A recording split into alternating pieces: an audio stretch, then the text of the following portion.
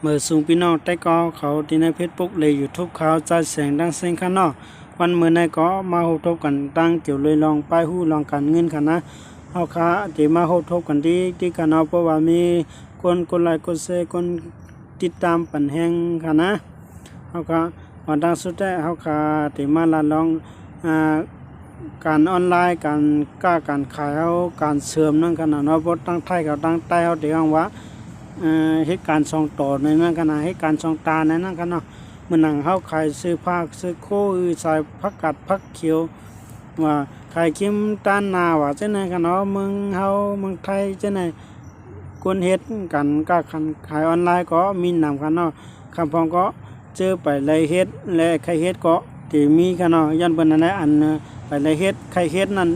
ที่เลยเฮ็ดหรือว่าน่าจึงก่อนเฮา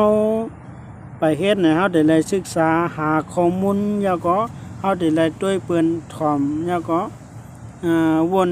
ด้วยก่อนว่าเฮาได้เสียงไรเสียงไรเฮาได้กล้าขายไรกล้าขายไรที่กล้าขายเฮาเฮากล้าขายนั้นมันเหมือนเปื้อนเหมือนเปื้อนนั่นขนาดเนาะถ้าว่าเพราะว่ามันเหมือนเปื้อนก็กลัวปุ่นก้อนในก็ขายว่านะตาตีว่าขาดกว่านั้นมันบ่ง่ายๆค่ะนะมันได้แค่ขาดอย่างนิดนึงมันบ่ขายขาดนั่นกันนะเนาะมันละบ่ได้ละตีป่องๆมันกันนะเพราะว่าจังนั้นบ่เปิ้นขายเฮาติเลยเฮ็ดถือนะเพราะว่ามันไปขายลิเต้ๆนะเฮาอย่าไป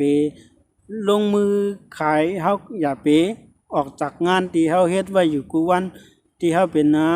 ลูกน้องอยู่เหตุการณ์จอมปอเล่งมีเล่งเบิ่นนั่นขนาดเนาะ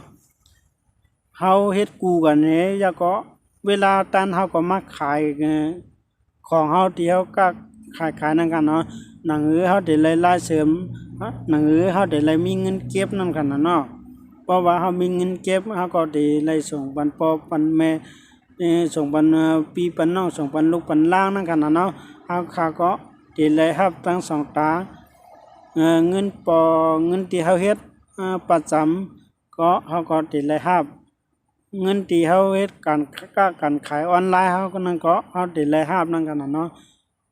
การขายออนไลน์นี่ก็ต้องเฮาหมอลัดหมอจานหมอยุ่มหมอยายพ้องนั่นกันเนาะถ้าว่าเฮาน่าตู่ซึ่งเพิ่นก็เตรียมบ่ใครซื้อเพิ่นก็เตรียมใครสั่งนั่นกันเนาะเมืองมันเตรียมเหมือนเมืองใต้ค่ะเนาะเมืองไทยในถ้าว่าสั่งของแล้วก็เปิ้นโทรสั่งให้ก็มีคนสั่งมันมีคนโฉงมันนั่นขนาดนั้นเมื่อนั้นเฮาอยู่เชียงใหม่เฮาสั่งมาของกรุงเทพวันไหนก็อยู่2-3 วันเพิ่นก็มาส่งถึงดีนั่นขนาดเนาะเมื่อเฮาได้ปิดเรือนมันกันนะคะเนาะถ้าว่าใครส่งโคงก้าโคกุ่นนั่นขนาดนะมันก็มีอยู่เนาะแต่ว่าต้องเป็นกา10 ล้อ10 ลำเป็นจังนั้นนั่นกันเนาะตัดที่ฮอดมันก็ง่ายกันเนาะยันเปิ้นนั่นแหละก่อนเฮาไปบ่หมอเฮ็ดที่ไปบ่หมอก้าหมอขายที่เฮาต้องเฮ็ดประจำเฮาต้องเฮ็ดจ้อมกันกะก่อนนี่ก็ว่านะคนมีตังหูตังหันก็มาลัดแต่กันเนาะเขาก็ใจว่าเอาตังหูตังหันตูเจ้าเขาลัดออกแม่นเนาะเขาก็เลเพิ่นที่เปิ้นมากกว่านั่นก็กันเนาะคนที่เหมือนหนังว่าเฮาบ่ฮัดกาฮัดขาบ่หมอลัดหมอจากูเปิ้นซิกูเปิ้นนี่ว่าจังนั้นกันเนาะนั่นก็เตรียมถึงที่ตั้งมีหลายกันเนาะเฮา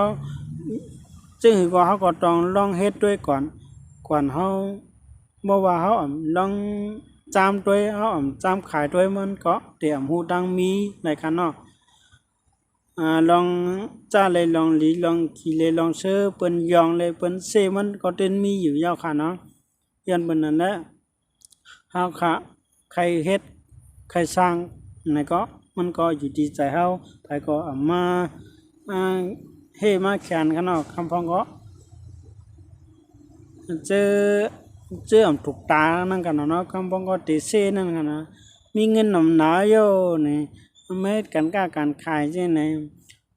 เฮ็ดอยู่เมืองเฮาเฮ็ดนี่กันเนาะ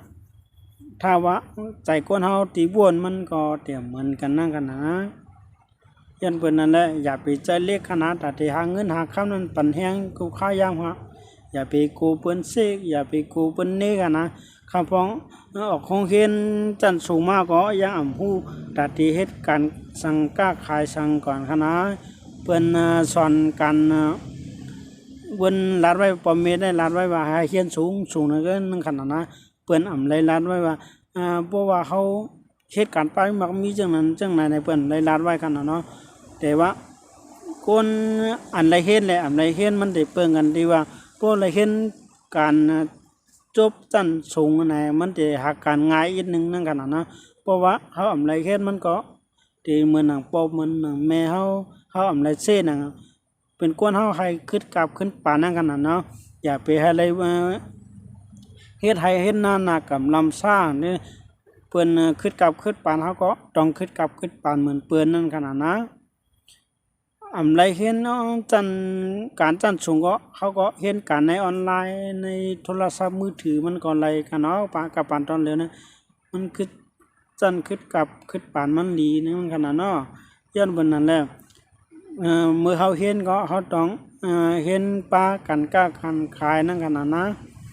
นั่นคือเพราะว่าเขาออกการมาเขาที่อำไรหาการหยาบนั่นขนาดนะเฮียในหาการหยาบเนี่ยออกเห็นจันสูงมาเอาหูที่เหตุการณ์ทางนั้นขนาดนะกลุ่มนอนว่าในไปปอมเมปอมอันเฮ็ดให้เฮ็ดกันนาวันตาสนนากำลำซ่าใช่ไหมที่นั่นกันนะผมใจว่ามานกันนะเหมือนเขาว่ากับเหตุการณ์มาเลยเหลียดไม่โกผุนโกอุ้งนั่นกันนะเนาะผมจะว่าเหมือนมานก่อนกันนะนากำลำซ่ากำดีว่าบอกว่าเป็นมาหน้ามาในคำเดียวนั่นกันเนาะยันวันนั้นแหละเพราะว่าเขาเลยเห็นจบคนเห็นจบจันส่งเขาได้บนเดเฮ็ดโมยาเนี่ยบนเดไล่อยู่ในคมกัดเย็นนั่นขนาดเนาะคนเขาน่ะเฮ็ดโมยาเนี่ยนั่นขนาดเนาะเพราะว่าเลยเห็นไปนับไปตอกกัดแขนก็เป็นภูมิไม้เนี่ยนั่นขนาดนะยันเป็นอะไรงานเขาการเขาคาเตรียมไรตักแดดตักพลค่ะเนาะเขาคาตีไรล้านไรเขาก็ติดแคมนั่นขนาดนะเหมือนก้นหนังเหมือนหนังปอเล่งไม่เล่งเหมือนหนังเขาใครเป็นปอเล่งไม่เล่งเนี่ยเขาตีหรือกล้าเฮ็ดหรือขายเนี่ยเขาต้องหาใต้กอดใต้เสียวค่ะนะเพราะว่าเขาใครเป็นเพราะว่าเหมือนหนังเขาลงทุนก่อนเหลียวเขาติดนานมีหนึ่งนะเพราะเหมือนหนังเมืองไทยใจว่าจึงนะเขาใจว่ายองเปิ้นแก้มเขาก็ต้องยืงเปิ้นพองนั่นกันนะที่ถูกลีเอาเขาก็เอานั่นกันนะเนาะเหมือนหนังเมืองไทยเขาเปิ้นปอลลิงหลายก็เนี่ยคนมีหลายก็เปิ้นมาโฮมกันนะก็เปิ้นลงทุนล่างเฮ็ดสร้างโครงการนะก็หาลูกน้องเหมือนอันคนใต้เข้ามากูรักเข้ามากูปีนึงค่ะเนาะเขาไม่เหตุการณ์อยู่จ้อมกันเป็นหัวปากหัวเห็นนั่นกันนะย้อนเปิ้นนั่นแหละเปิ้นเฮ็ดสร้างโรงงานของใหญ่ๆค่ะเนาะพวกมึงเฮามีจังนั้นแหละ